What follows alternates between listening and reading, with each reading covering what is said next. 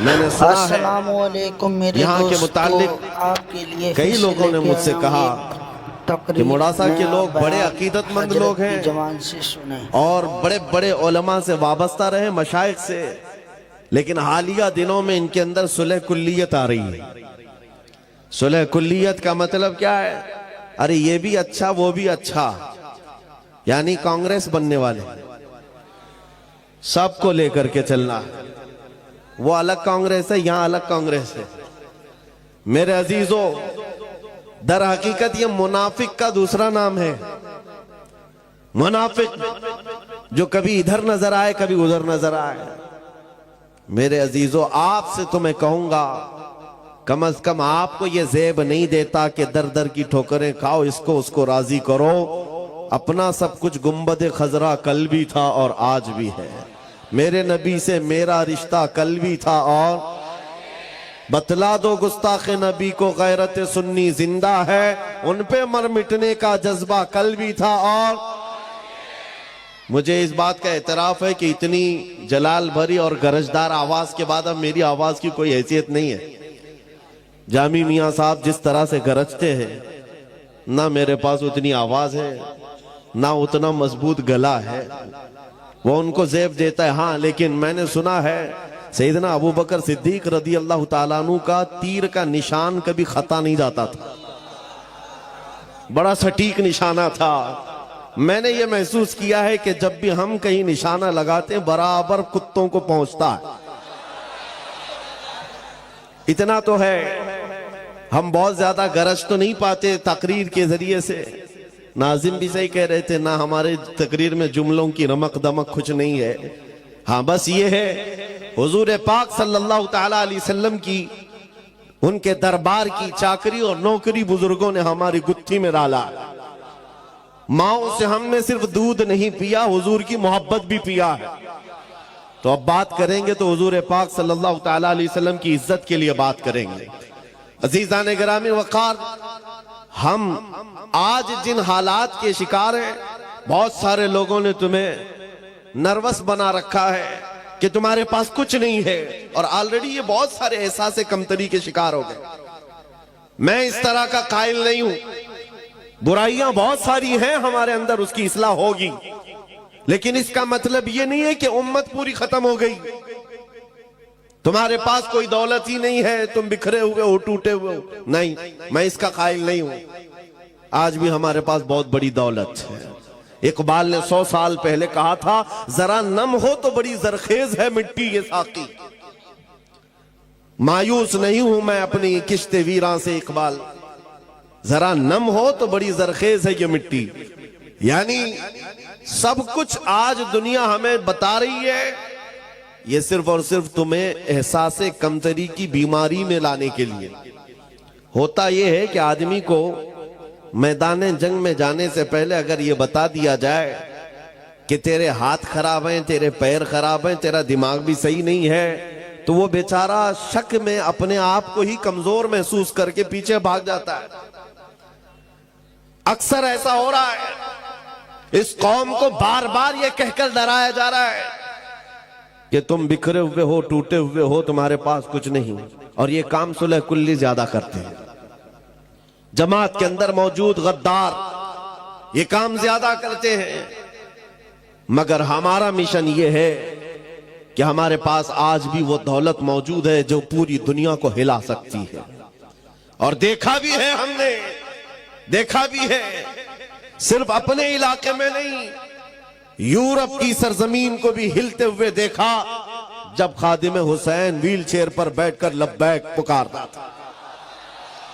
معذور پیروں سے کھڑے نہیں ہو سکتے تھے، لیکن ان کے نعرے میں اتنا دم کیا تھا کہ یورپ کی پارلیمنٹ میں ان کے نام پر ڈسکس ہونے لگ جائے۔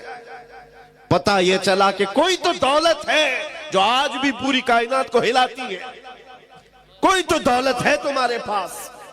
میں اسی کی طرف آتا ہوں، وہ دولت حاصل کرنا تمہارا اصل شیوا ہو، تمہاری زندگی کا مقصد صرف یہ ہو کہ وہ دولت چھیننے نہ پائے، باقی سب جائے، کوئی فرق نہیں پڑتا، کچھ فرق نہیں پڑتا۔ آپ کو ایک حدیث کے ذریعے سے میں بتاتا ہوں، میرے عزیزو، ہو کیا گیا ہے، ہم نے فخر کرنے کا جو طریقہ ہے وہ دوسری چیزوں پر سیکھ لیا. اس کی پراپرٹی اتنی ہے، اس کی پراپرٹی اتنی ہے، اس کا نام اس پہ ہے، اس کا منصب یہ ہے. ان چیزوں کو ہم نے فخر کا ذریعہ بنایا ہوا ہے. بلکہ اصل چیز جو تمہارے پاس دولت ہے اسے فخر کا ذریعہ بناتے. دنیا تمہاری آنکھ سے آنکھ نہیں ملا سکتی. آج نبی پاک صلی اللہ تعالی علیہ وسلم کے وہ فرمان کی طرف آؤ. آج جو غریبی کا احساس کر رہے ہیں اور اپنی محرومی کا احساس کر رہے ہیں ان کے لیے میں بات کر رہا ہوں. جنگ بدر کے بعد جب حضور صلی اللہ علیہ وسلم نے مال غنیمت تقسیم کیا تو اس میں مہاجرین کو تھوڑا مال زیادہ دے دیا. جو ہجرت کر کے آئے تھے ان کو مال زیادہ دیا، جو مدینے کے رہنے والے انصار تھے ان کو کم دیا. اب مدینے کے انصار کے دلوں میں یہ بات آئی کہ حضور اپنے گاؤں والوں کو مال زیادہ دے چکے ہیں. یہ چیمی گوئیاں چلنے لگی. حضور پاک صلی اللہ تعالی علیہ وسلم تک یہ بات پہنچی. سعد بن معاذ رضی اللہ تعالیٰ عنہ کو حضور نے بلایا، جو انصار کے سردار تھے. حضور نے پوچھا، اے سعد کیا تمہارے قبیلے میں یہ باتیں چل رہی ہیں؟ انہوں نے کہا ہاں یا رسول اللہ صلی اللہ علیہ وسلم، مال غنیمت کی تقسیم کے بعد یہ باتیں چل رہی ہیں. حضور نے فرمایا اپنی قوم کو ایک جگہ جمع کرو، انصار کو ایک جگہ جمع کرو. توجہ میرے عزیزوں، انصار کو سب ایک ٹیلے کے پاس جمع کیا گیا. نبی پاک صلی اللہ علیہ وسلم تشریف لائے اور پوچھا، سنا ہے کہ تمہارے دلوں میں ایک بات آ گئی ہے کہ میں نے مہاجرین کو مال تھوڑا زیادہ دے دیا ہے، کیا یہ بات صحیح ہے؟ ان کی گردنیں جھک گئیں. کہا ہاں یا رسول اللہ، ہم میں سے کچھ لوگوں کے دلوں میں بات آئی. نبی پاک صلی اللہ علیہ وسلم نے وہ خطبہ دیا. بخاری شریف اور مسلم شریف پڑھو، آنکھیں نم ہو جاتی. اللہ کے حبیب صلی اللہ تعالی علیہ وسلم نے انصار سے کہا، ہاں یہ تم کہہ سکتے ہو اے انصار کہ ہم مکہ چھوڑ کر آئے تھے، گھر نہیں تھا، تم نے گھر دیا. ہمارے پاس کوئی تھے نہیں، تم نے آسرا دیا. لیکن کیا یہ بات سچ نہیں کہ تم گمراہ تھے، اللہ نے میرے ذریعے تمہیں ہدایت دی؟ تم بکھرے ہوئے تھے، اللہ نے میرے ذریعے تمہیں متحد کیا. تم کو اللہ تعالیٰ نے میرے ذریعے سے عزت دیا. انصار یہ خطبہ حضور کا سن کر کے رونے لگ گئے. اور اس کے بعد جو جملہ مجھے بتانا ہے اس حدیث سے وہ یہ، آخر میں میرے آقا صلی اللہ علیہ وسلم اس خطبے کے کیا فرماتے ہیں؟ وہی میرا ٹاپک ہے. حضور فرماتے ہیں، اے انصار کی جماعت، کیا تم اس بات پر راضی نہیں ہو کہ دنیا والے مال لے کر کے جائیں اور تم اللہ کا رسول لے کر کے جاؤ؟ تم اللہ کا رسول لے جاؤ. انصار کہتے ہیں اس دن اتنا روئے تھے کہ ان کی داڑھیوں سے بھی آنسو کے قطرے ٹپک رہے تھے. جب رسول پاک مل گئے تو پھر کیا ہے؟ آج وہی میں کہتا ہوں میرے عزیزو، تمہارے پاس وہ دولت ہے کہ اگر نام لو تو بے اختیار تمہارے انگوٹھے لبوں سے لگ جاتے. آج بھی وہ دولت ہے کہ نہیں ہے؟ مؤذن مسجد میں پکار رہا ہے اشہد ان محمد رسول اللہ، تم راستے پر چل رہے ہو لیکن انگوٹھے چوم لیتے ہو. یہ وہ دولت ہے جو تمہارے سینوں میں موجود ہے. جب حضور کی بات آئے چہروں پر ایک الگ رنگت آ جاتی ہے. ایک نعت خواں کو پڑھتے ہوئے دیکھو، اگر حقیقت میں حضور کا تصور لے کر کے کوئی سنتا ہے اس کے چہرے کی رمق دمک بتاتی ہے کہ دل کتنا اجالا. آج بھی تمہارے پاس وہ دولت ہے، اور اگر یہ دولت نہیں ہوتی تو یہ میڈیا کے دجالی بھیڑیے کیوں بھونک رہے ہوتے؟ کیوں بھونک رہے ہوتے؟ انہیں تو پتا ہے یہ 14% ہے، یہاں پر شمار بھی ہے نا 14% ہے.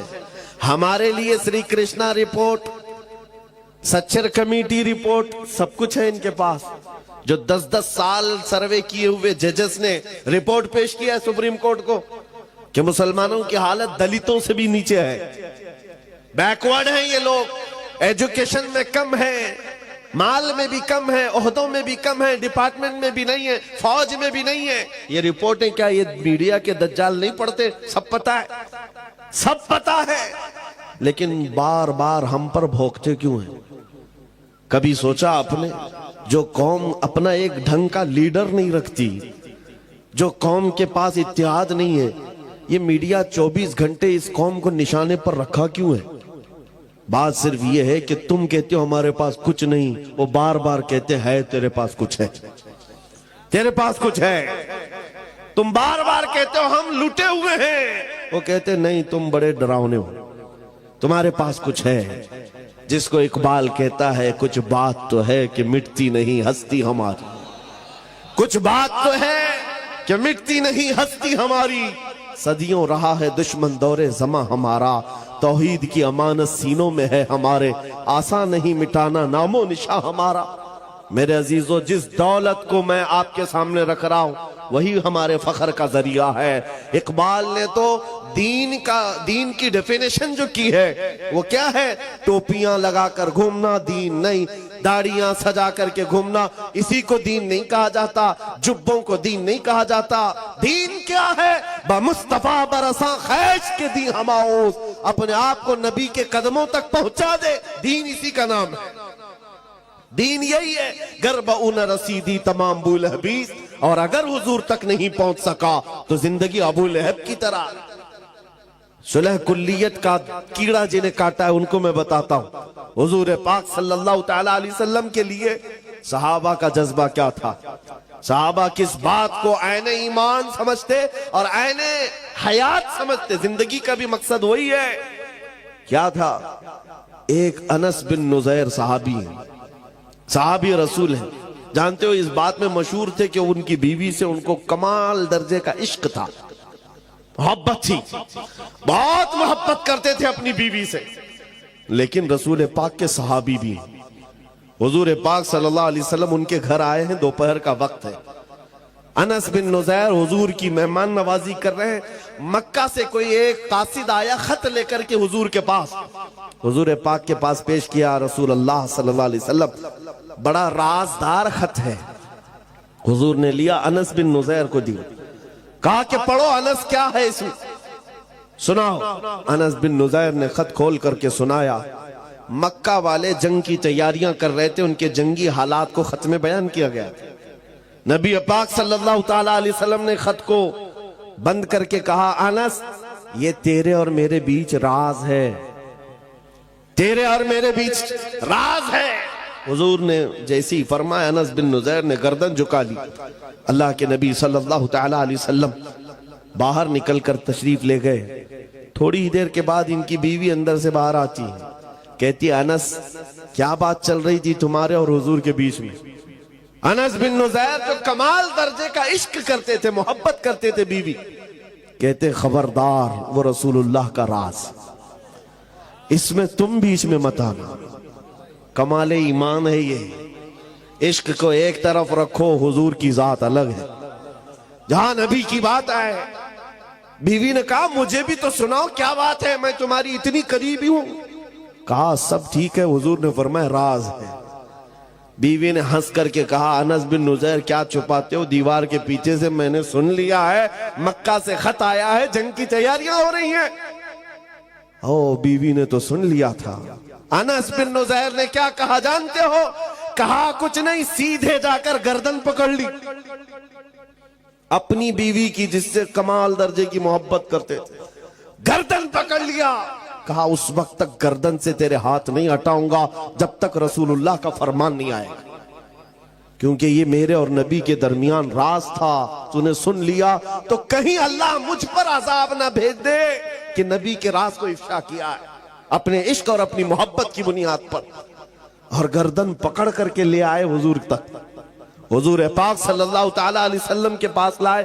کہا آقا میرا قصور نہیں ہے، اس نے دیوار کے پیچھے سے بات سن لی، آپ نے کہا تھا راز ہے، میں اس سے بہت محبت کرتا ہوں آقا، لیکن راز اس نے سن لیا ہے، میں گردن سے ہاتھ نہیں ہٹا رہا ہوں، اگر آپ فرمائیں تو اس کی زندگی میں ختم کر دوں۔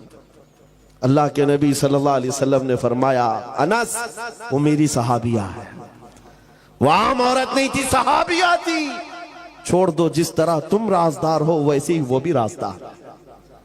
اللہ کے حبیب صلی اللہ تعالیٰ علیہ وسلم نے فرمایا، تب انس بن نزیر نے ہاتھ ہٹایا، ان صحابہ کے معیار کو کیا پہنچ سکو گے، ساری دنیا ایک طرف ڈال دی، حضور اگر راضی ہے تو پوری کائنات ہماری۔ لا یؤمن احدکم حتی یکون ہواہ تبعا لما جئت بہ، یہ میرے آقا کا فرمان صحابہ کو یاد تھا۔ تم میں سے اس وقت تک کوئی مومن نہیں ہو سکتا جب تک کہ اپنی خواہشات کو میری مرضی کے مطابق نہ بنائے. تم اپنی خواہشات کے مطابق جینے کے لیے آئے ہو دنیا میں. یہاں لوگ آپ سے ایک مسئلہ میں پوچھتا ہوں, یہ میری چادر ہے, میں اس کو چاہے 4 مرتبہ فولڈ کر کے پہنوں, 3 مرتبہ, میرا اختیار ہے کہ نہیں ہے؟ میری چیز ہے, میں جس طرح چاہے پہنوں. میرا امامہ ہے, میں جس طرح چاہے باندھوں. میری چیز کا استعمال میں جیسے چاہے کر سکتا ہوں, میرا اختیار ہے. آپ کے پاس جو چیز ہے, آپ جس کے مالک ہیں, کچھ بھی کر سکتے ہیں. لیکن میں آپ سے ایک مسئلہ پوچھتا ہوں, کیا سوسائیڈ کرنا, آتم ہتیا کرنا, خودکشی کرنا اجازت ہے اس کی؟ ارے جان تو تمہاری ہے. جیسے ساری چیزوں کو خود استعمال کر لیتے ہو, جان کو بھی اپنے ہاتھوں سے کیوں نہیں ختم کر سکتا؟ اپنی جان ہے, خود مار کیوں نہیں سکتا؟ نہیں, اس کی اجازت نہیں ہے سوسائیڈ کرنے کی. کیوں نہیں ہے؟ صاف سی بات ہے, جان کے تم مالک ہی نہیں تو جان لے کیسے سکتے؟ النبی اولا بالمؤمنین من انفسہم, قرآن کہتا ہے مومنوں سے ان کی جان سے زیادہ قریب اور جان کے مالک وہ نبی رحمت کی ذات, مالک رقاب الامم. ہم اپنی مرضی سے جینے نہیں آئے یہاں پر, ہم اپنی خواہشات سے جینے نہیں آئے.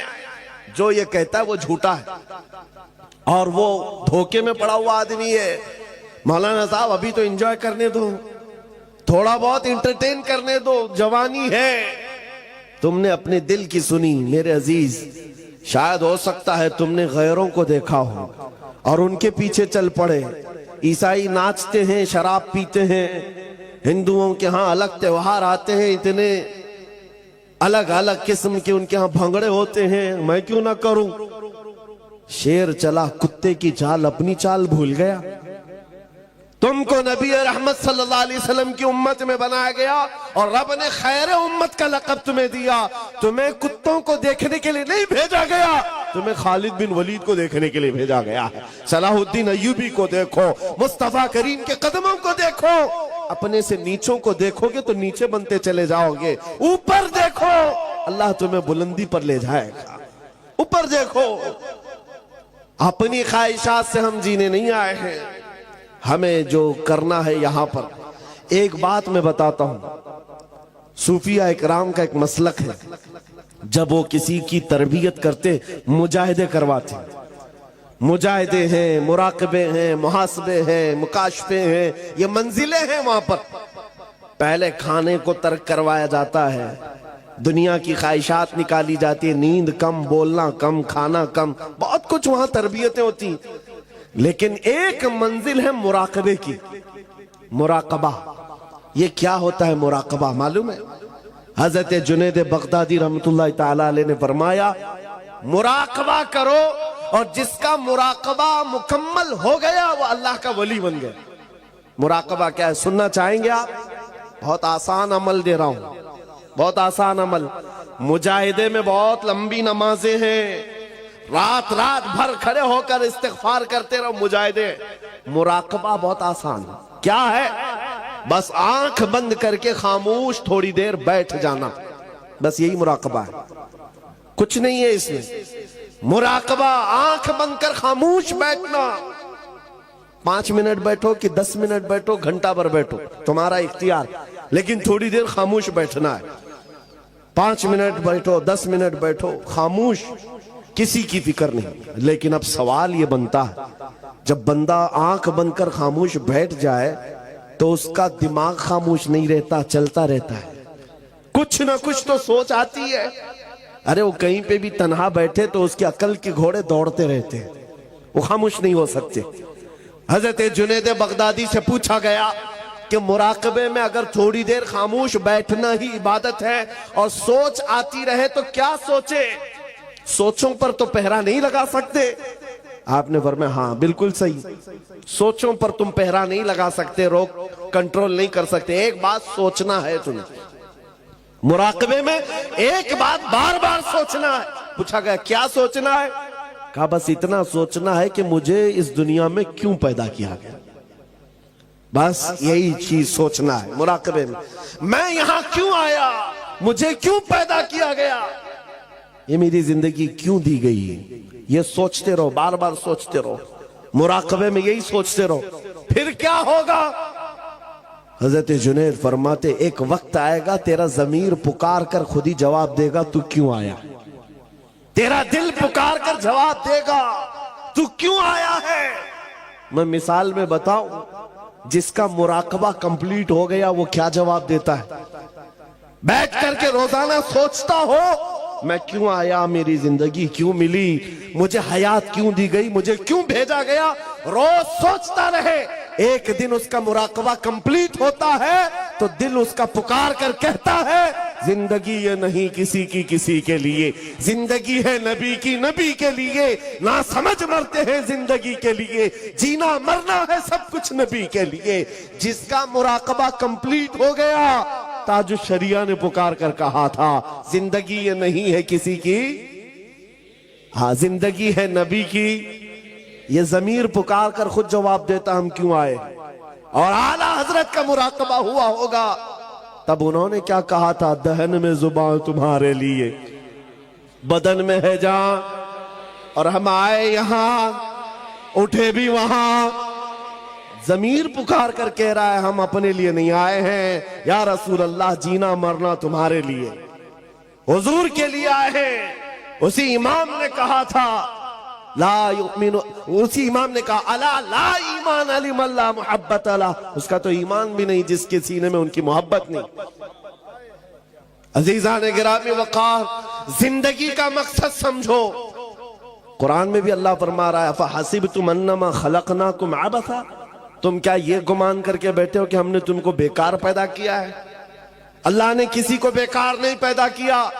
تم چوک پر، چوراہوں پر، گٹر نالوں پر بیٹھ کر اپنی زندگی کو تباہی پر نہ لے جاؤ۔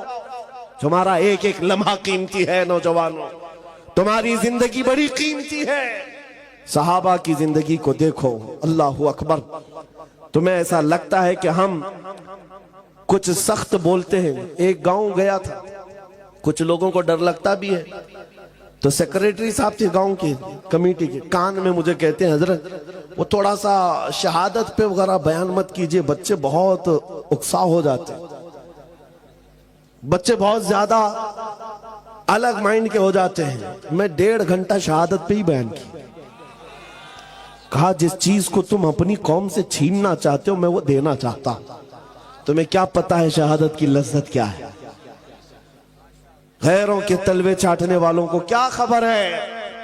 حضور پاک صلی اللہ تعالیٰ علیہ وسلم کی وفا کے لیے جن بچوں نے اگر عزم بھی اٹھایا ہے ان کے حوصلوں کو نہ توڑو۔ بس بات ہم اتنی کرتے ہیں کہ ہم غیر قانونی کام نہیں کرتے، جی ہم غیر قانونی کام نہیں کرتے۔ میں نے آج تک بارہا یہ کہا ہے، پوری دلی سے لے کر ممبئی تک پتہ نہیں کتنی ایجنسیاں بار بار تفتیش کے لیے آتی ہیں، جو بھی کہ کیا خفیہ میٹنگ ہے، خفیہ پلاننگ۔ آج تک ہم نے کوئی سیکریٹ میٹنگ کی ہی نہیں، کوئی خفیہ پلاننگ کیا ہی نہیں، نہ ہی کسی کے مارنے کا، نہ ہی کسی کی پلاننگ کا۔ اس لیے کہ ہم تربیت چھپ کر کے انڈر گراؤنڈ نہیں دیتے، میدانوں میں علل اعلان کہتے ہیں۔ جو بھی بات کر رہے ہیں یہ ممبر پر کر رہے ہیں۔ بات سنو میں کیا کہہ رہا تھا۔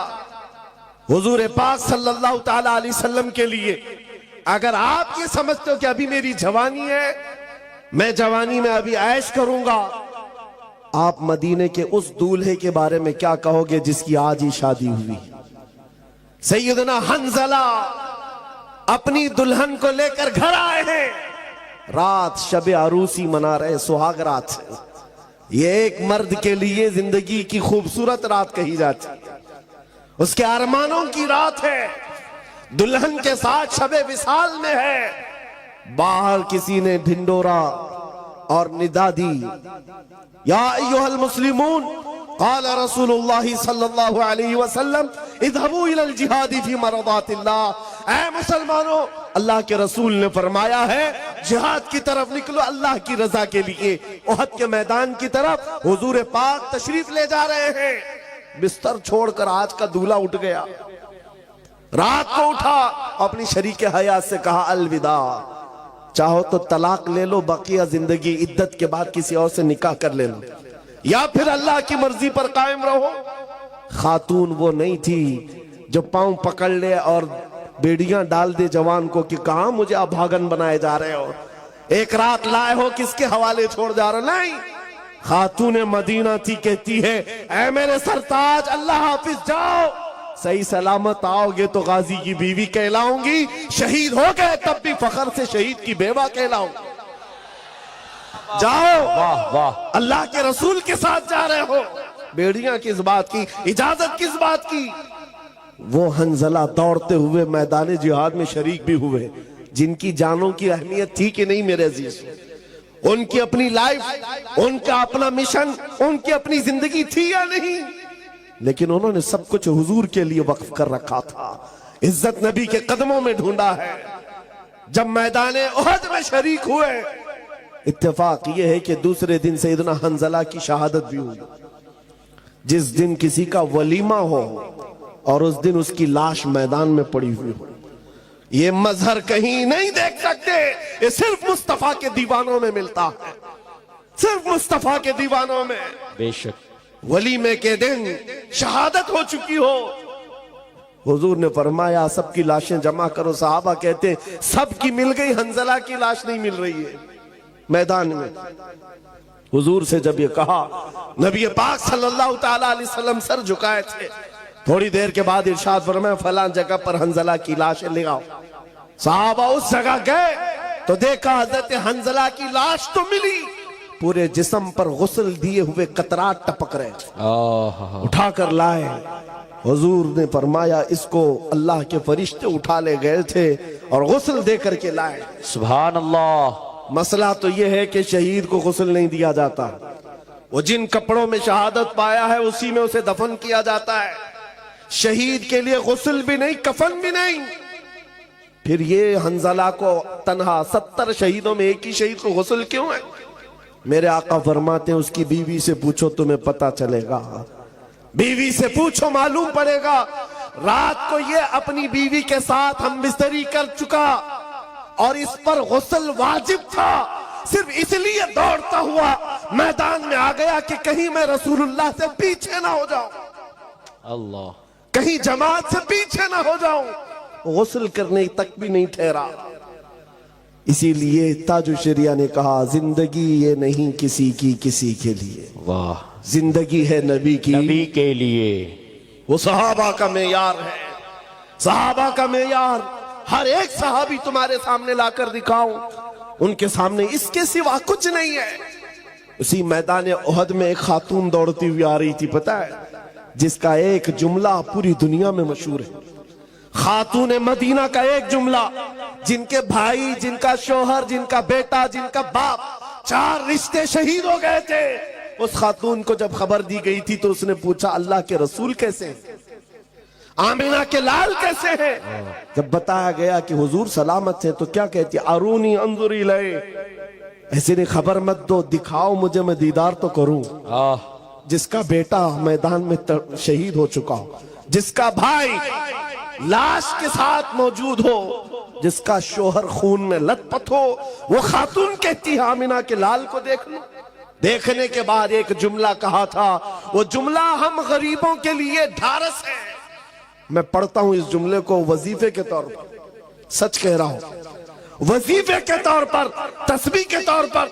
उस खातून ने हुजूर को देखते ही कहा था, या रसूल अल्लाह कुल्लु मुसीबतिन बादक जुललुन, है अल्लाह के रसूल अगर आप सलामत हैं हर मुसीबत छोटी है, हर मुसीबत छोटी है। वाह वाह, अगर आप हैं मेरे आका, मेरा चांद सलामत तो पूरी कायनात सलामत। सुभान अल्लाह। उनका ये जुमला आज भी याद करता हूं। जब कभी दर्द हो, तकलीफ हो, हुजूर की तरफ मुखातिब होकर के अर्ज करते, या रसूल अल्लाह कुल्लु मुसीबतिन बादक जुललुन, आका अगर आप हमारे साथ हैं तो हर मुसीबत छोटी है, हर सितम, हर मुसीबत गवारा है। या रसूल अल्लाह एक बार तुम कह दो कि तू हमारा। वाह वाह वाह, बस यही जिंदगी है मेरे अजीज, यही जिंदगी है।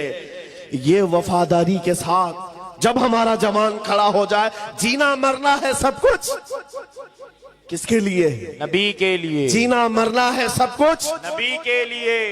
एक नौजवान सहाबी, सुनो मेरे अजीज, شادی کے لیے لڑکی کوئی نہیں دیتا تھا. کالے عبداللہ اسود حضور کے پاس آئے, کہا حضور شادی کا وقت ہو گیا, کوئی اپنی لڑکی دیتا نہیں. حضور نے ایک انصاری صحابی کے گھر بھیجا, جا کہنا کہ میں نے پیغام بھیجا ہے. اور یہ کس کے گھر حضور نے بھیجا تھا؟ اس انصاری صحابی کے گھر جن کی بیٹی مدینے کی سب سے خوبصورت, اور یہ کالے رنگ کے صحابی. یہ پیغام لے کر کے آئے اس صحابی کے پاس. وہ ثقفی تھے, انصاری تھے. جوان جب آ کر کھڑا ہوا, کہا اس صحابی نے کیا بات ہے؟ کہا میں آپ کی بیٹی کے نکاح کا پیغام لایا ہوں. کون بھیجا؟ اللہ کے رسول نے بھیجا. ماں ماں ہوتی ہے, باپ باپ ہوتا ہے, بیٹی کے لیے کچھ تو سوچے گا. اوپر سے نیچے دیکھا, کالے رنگ کا نوجوان, ہماری بیٹی دوشیزہ, خوبصورت, پریوں جیسا رنگ. کہا ہم بعد میں بتاتے ہیں. اتنا ہی کہا تھا, ہم بعد میں بتاتے. عبداللہ اسود کہتے ہیں ان کو تو کوئی تعجب نہیں تھا, روز ریجیکٹ کرتے تھے, آج بھی ہو گیا. ان کے لیے کوئی تعجب کی بات نہیں. واپس جا رہے تھے, جیسے ہی وہ واپس نکلے, جوان لڑکی دوشیزہ مدینے کی, انصاری کی بیٹی اندر بیٹھی ہوئی باہر آئی. بابا کیا بات ہے, کون آیا تھا؟ باپ نے کہا بیٹی تیرے نکاح کا پیغام لے کر کے آیا تھا. کس نے بھیجا؟ اللہ کے رسول نے. کہا آپ نے کیا کہا؟ کہا اس کا رنگ تو کالا تھا, جوان تو کچھ کام بھی نہیں ہے, اس کا گھر بھی نہیں ہے. بیٹی نے اندر سے کیا کہا؟ بابا آپ نے کون سی خطا کی؟ آنے والے کے رنگ کو دیکھا, بھیجنے والے کے حسن کو نہیں دیکھا. سبحان اللہ. بھیجنے والے کے حسن کو نہیں دیکھا. وَأَحْسَنُ مِنْكَ لَمْ تَرَ قَطُّ عَيْنٌ وَأَجْمَلُ مِنْكَ لَمْ تَلِدِ النِّسَاءُ. اس رسول کا حسن نہیں دیکھا. کیا بات ہے, واہ. بیٹی نے باپ کو تنبیہ کر دی. یہ ایمان تھا. اپنی خواہشات کو مار ڈالو حضور بے کے شک, سامنے. بے شک. جب نبی نے فرما دیا اپنی خواہشات کیا چیز ہے. جیسے ہی اس صحابی کو احساس ہوا, وہ دوڑتے ہوئے آئے حضور کے پاس. اور یہ عبداللہ اسود کالے رنگ کے صحابی حضور کو ابھی اپنا واقعہ بتا ہی رہے تھے کہ آقا انہوں نے بھی ریجیکٹ کر دیا. تب تک باپ بھی دوڑتے ہوئے آئے.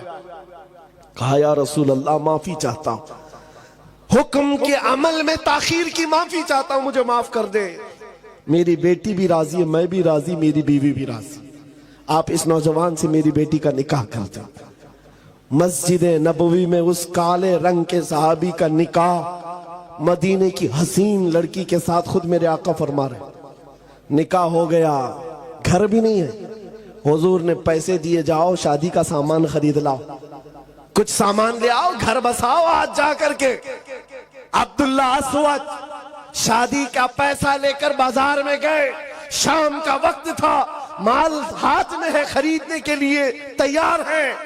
ڈنڈورچی نے آواز دی کہ اللہ کے نبی صلی اللہ علیہ وسلم پر, مدینے پر مشرکین کا حملہ ہوا ہے. آقا صحابہ کے ساتھ مدینے سے باہر جا رہے ہیں. یہ عبداللہ اسود ہے جو شادی کا سامان خریدنے گئے تھے, اب تلوار خرید رہے ہیں, نیزہ خرید رہے ہیں, بھالا خرید رہے ہیں, گھوڑا خرید رہے ہیں, لوہے کی خود خریدا اور لوہے کی زرہ خریدا.